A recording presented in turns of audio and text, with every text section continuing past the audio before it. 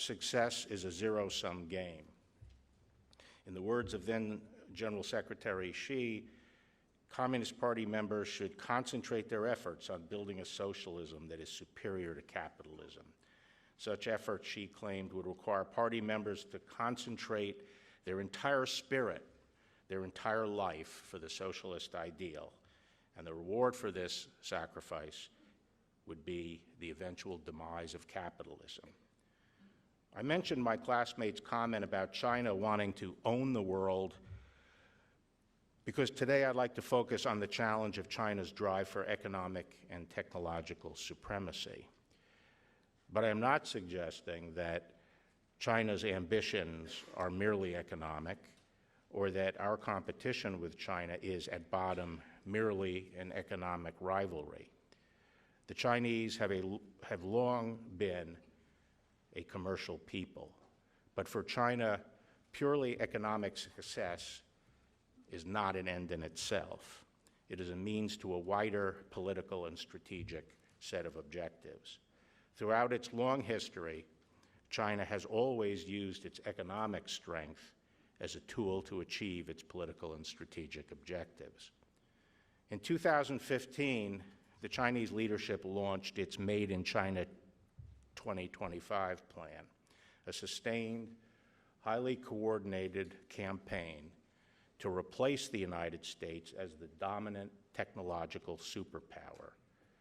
The dictatorship has mobilized all elements of Chinese society, all government, all corporations, all academia, and all of its industrious people to execute seamlessly on an ambitious plan to dominate the core technologies of the future. This drive is backed by industrial policy involving huge investments in key technologies, massive financing, and subsidies in the hundreds of billions of dollars. Unfortunately, it also involves industrial espionage and theft of technology and intellectual property, as well as forced technology transfers, predatory pricing, leveraging China's foreign direct investment, and strong-arm sales tactics in target markets, including the use of corruption. Make no mistake about it, China's current technological thrusts pose an unprecedented challenge to the United States. The stakes for our country couldn't be higher. Since the 19th century, the United States has been the world's leader in innovation and technology. It has been America's technological prowess that has made us prosperous and secure. Our standard of living, our expanding economic opportunities for our young people and for future generations, and our national security all depend on our continued technological leadership. In the past, prior administrations and many in the private sector have too often been willing to countenance China's hardball tactics, and it has been this administration that has finally moved to confront and counteract China's playbook.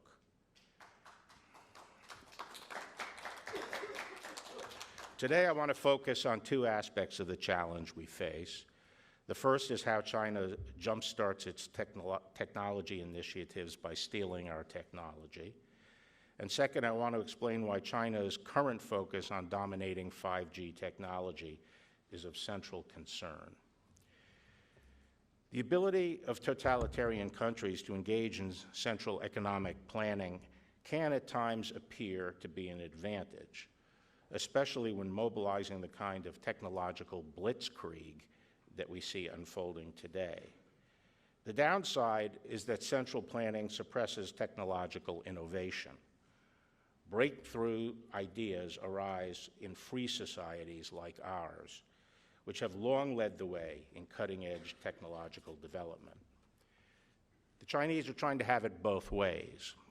While they are orchestrating a centrally planned campaign to dominate key technologies, they are attempting to capture the benefit of our free society by the outright stealing of our technology.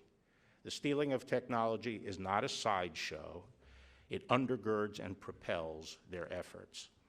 As my colleague John Demers, the Assistant Attorney General for our National Security Division, observed, China wants the fruits of America's brain power to harvest the seeds of its planned economic dominance. In 2018, as you've been hearing, the department launched its China initiative to confront China's malign behaviors and to protect U.S. technology. As the presentations earlier this morning and throughout the day will demonstrate, investigations during our initiative have repeatedly shown how the PRC is using intelligence services and tradecraft to target valuable scientific and technical information held by the private sector and the academy. This covers a wide range of technologies, from those applicable to commercial airplane engines, to renewable energy, to new materials, to high-tech agriculture. Since the announcement of Made in China 2025, the department has brought trade secret theft cases in 8 of the 10 technologies that China is aspiring to dominate. In targeting these sectors, the PRC employs a multi-pronged approach, engaging in cyber intrusions, co-opting private sector insiders through its intelligence services, and using non-traditional collectors, such as graduate students participating in university research projects. Chinese theft by hacking has been prominent, and I'm sure you have discussed some of the more recent cases. Those actions by China are continuing, and you should expect more indictments and prosecutions in the future. Outside cyberspace, defendants pose as U.S. customers to avoid export controls and recruit U.S. employees or co-opt insiders to steal trade secrets. And at academic and other research institutions, China uses talent programs to encourage the theft of intellectual property. And finally, China complements its plainly illicit activities with facially legal but predatory behavior, the acquisition of U.S. companies and other investments in the United States. The department confronts these threats through the Committee on Foreign Investment in the United States and Team Telecom. As one example, earlier this year, based on a recommendation from the Justice Department and other agencies, the Federal Communications Commission denied a license to China Mobile on national security grounds. The PRC's economic aggression and theft of intellectual property comes with immense costs. It has been estimated that the annual cost to the U.S. economy could be as high as $600 billion. The department will continue to use our full suite of national security tools to combat the threat posed by theft directed and encouraged by the PRC. But as I'm sure as the FBI director stressed, our ability to protect American technology will ultimately depend on a partnership and working collaboration with industry and the academy. Now let me turn to a very concrete problem that confronts us today. It is the pivotal nature of 5G technology and the threat arising from China's drive to dominate this field. 5G technology lies at the center of the technological and industrial world that is taking shape. In essence, communications networks are not just for communications anymore.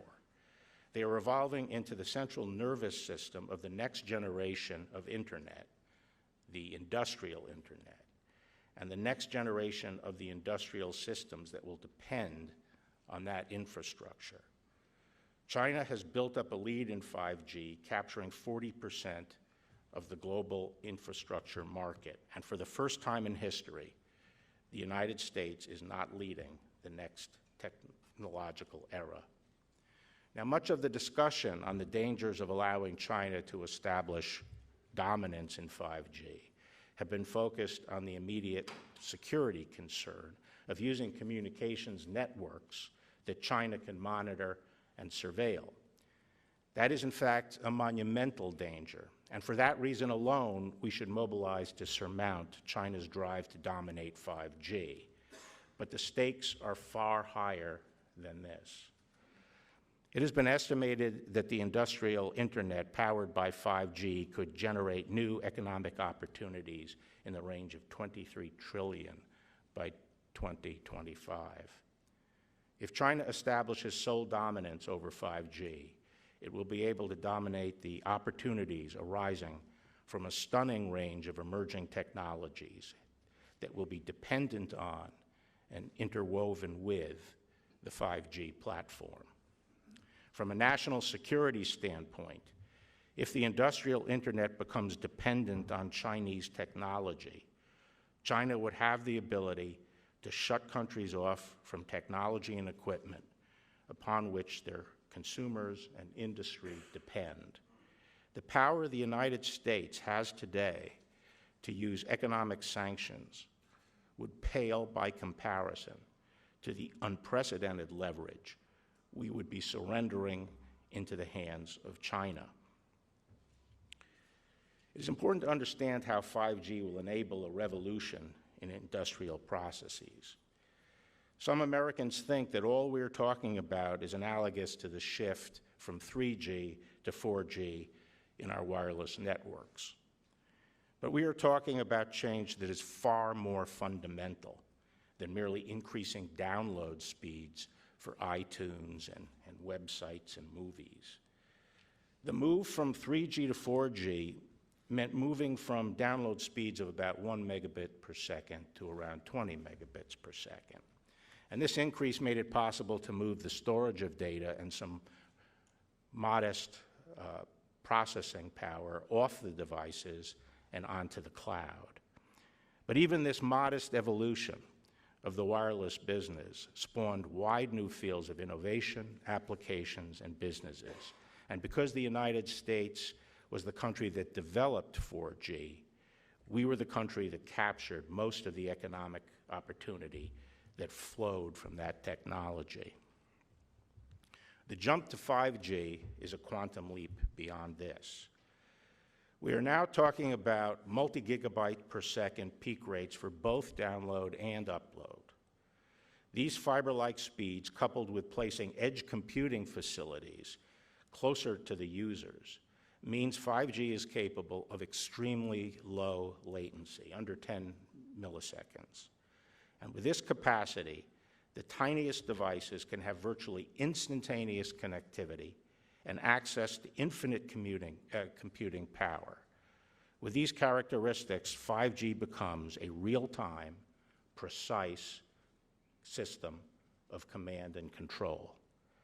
Devices of all kinds, some smart, some sensors collecting and transmitting data, some actuators carrying out remote commands, can be dispersed and embedded in business and industrial equipment across a wide array of businesses, such as transportation, energy, finance, healthcare, agriculture, heavy construction, and so forth.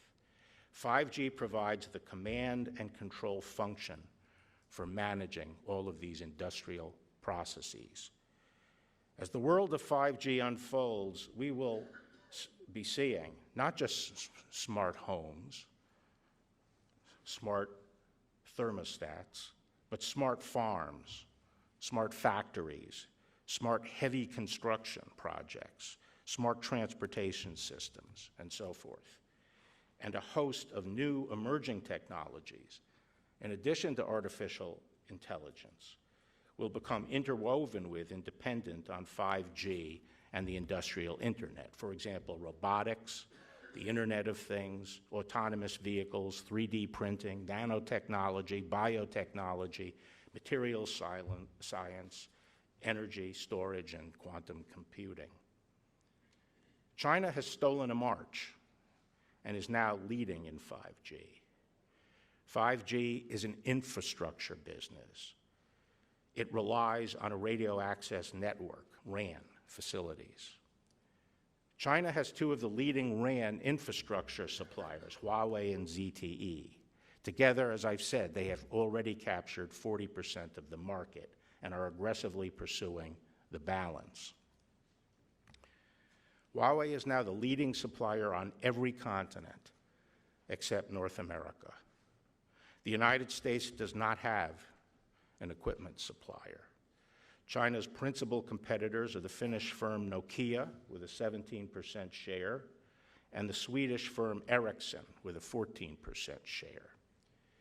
The Chinese are using every lever of power to expand their 5G market share around the globe. It is estimated that the total market for 5G infrastructure is $76 billion. China is offering over $100 billion in incentives to finance customer purchases of its equipment. That means that China can offer its customers to build their 5G networks for no money down. And they have a sales force and technicians of 50,000 around the globe to push the acceptance of Huawei infrastructure. In an infrastructure business like 5G, and I say this as someone who spent 15 years in the telecommunications business, scale is critical. The business requires huge investments in R&D as well as very high capital costs. The larger a company's market share, the better it can afford these costs. Competitors facing a shrinking addressable market find it harder to sustain the levels of investment required to stay competitive. Chinese companies start with the advantage of the largest domestic market, giving them instant scale. And as they add this around the world, they will be able to invest more in their technology. The more China gains ground as a supplier of 5G infrastructure, the more it will also gain ground in all the constituent technologies that undergird 5G infrastructure. 5G rests on a stack of technologies including semiconductors, fiber optics, and rare earth and materials. China has moved to domesticate all of these elements, so it will not be dependent on foreign suppliers.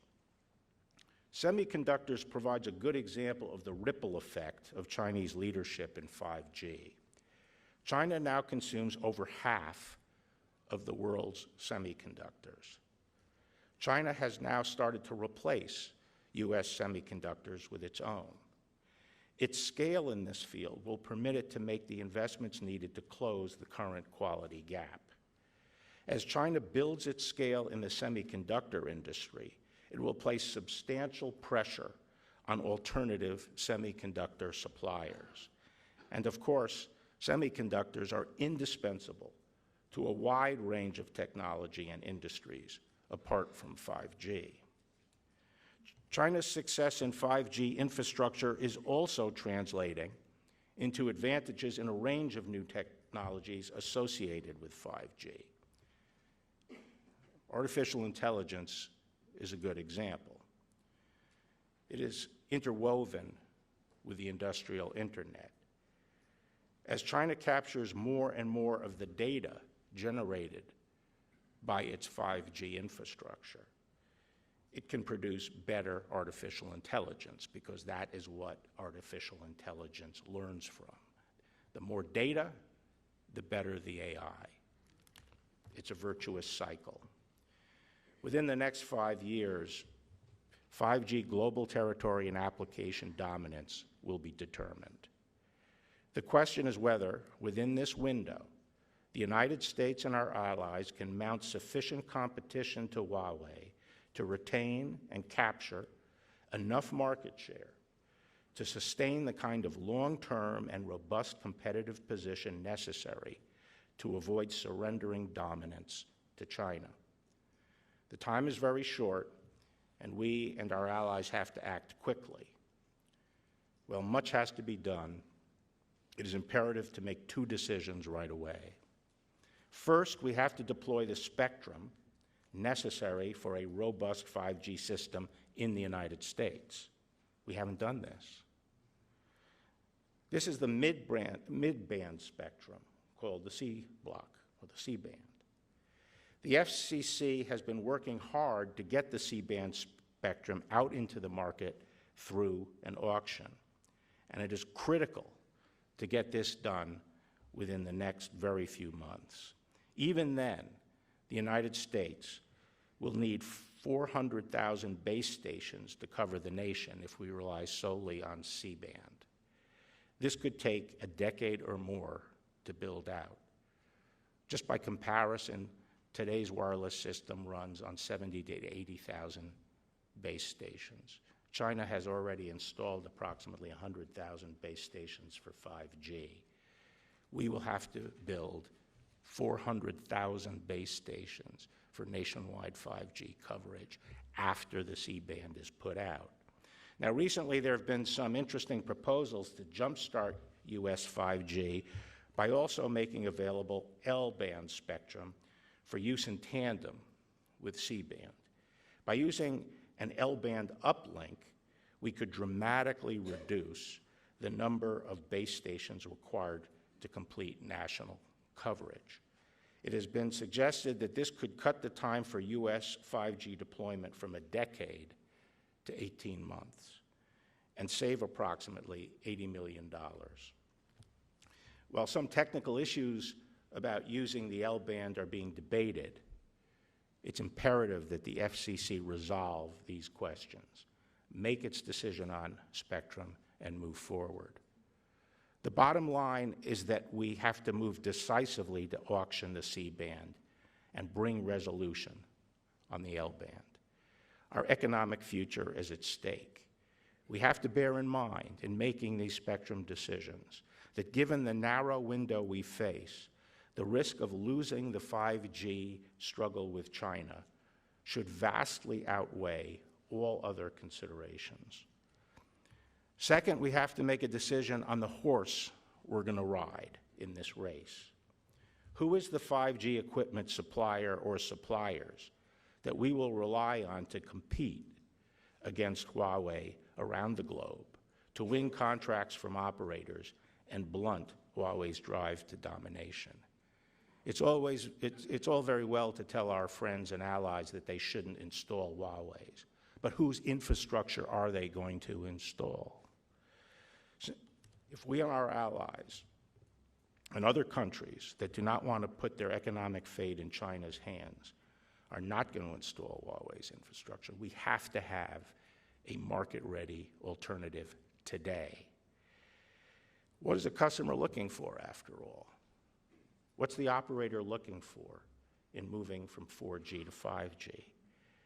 It's a one-time decision. It's a big decision.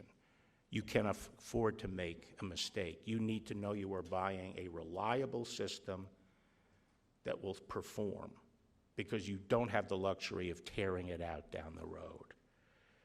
And you need a system that will allow you to seamlessly migrate your installed 4G base to 5G.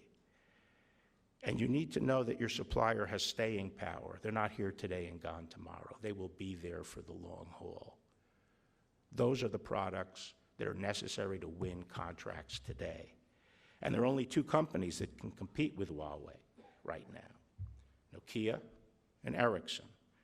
They have the reliable products that can guarantee performance. They have proven successful in managing customer migration from 4G to 5G. The main concern about these suppliers is that they have neither Huawei's scale nor the backing of a powerful country with a large embedded market like China. Now, there have been some proposals that these concerns could be met by the United States aligning itself with Nokia and/or Ericsson through American ownership of a controlling stake, either directly or through a consortium of private American and allied companies. Putting our large market and financial muscle behind one or both of these firms would make it a far more formidable competitor and eliminate concerns over its staying power or their staying power. We and our closest allies certainly need to be actively considering this approach.